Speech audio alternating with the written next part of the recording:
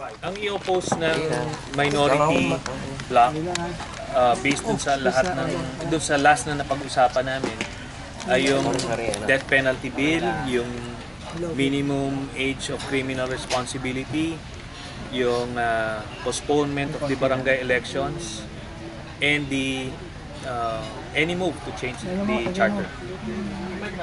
So, lahat yan harangin ng Basta minority. si ano din lang sa isang pushing for yung charter change. Isa siya doon. So, nag-change na rin Siya lang nag-conduct ng committee hearing as chairman ng Committee on Constitutional Affairs. Pero sa may resolution siya. Yes, nag-file siya ng resolution. Yung con... But, oo. Pero question, no? Nag-question whether ano yung maganda. mode of So, changing the yun ang constitution. Pero kailan sir yung agreement na yan before na mag-break?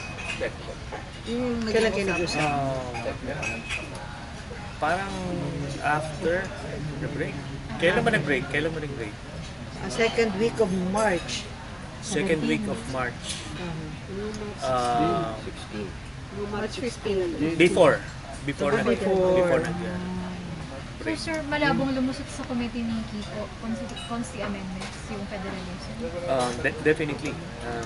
Hindi yan lulusot. At we will also not allow ourselves to be convened as a constituent assembly unless and until ma-clarify yung voting process. It should be separate. So yung kasi yung during the break nag-meeting din ang majority tungkol dun sa barangay elections. So kahit outnumbered kayo, tingin nyo mabablock nyo pa rin yung... Well, based on my information, even yung meeting na yon, wala nga nag-agree eh. Baka konti dumating. Wala nag-agree. So, malabo yan. The barangay elections, for all intents and purposes, would push through by October. At maganda yan kasi para doon na natin, yung taong bayan mismo ang mag-judge kung yung barangay captain nila involved sa drugs, they should know and they should vote for another one. Di ba yun yan? Kaysa ituturo natin, anong malay natin kung yung tinuro nila drug lord din. Di ba? We will never know. Kasi we don't even know the system that they plan to put in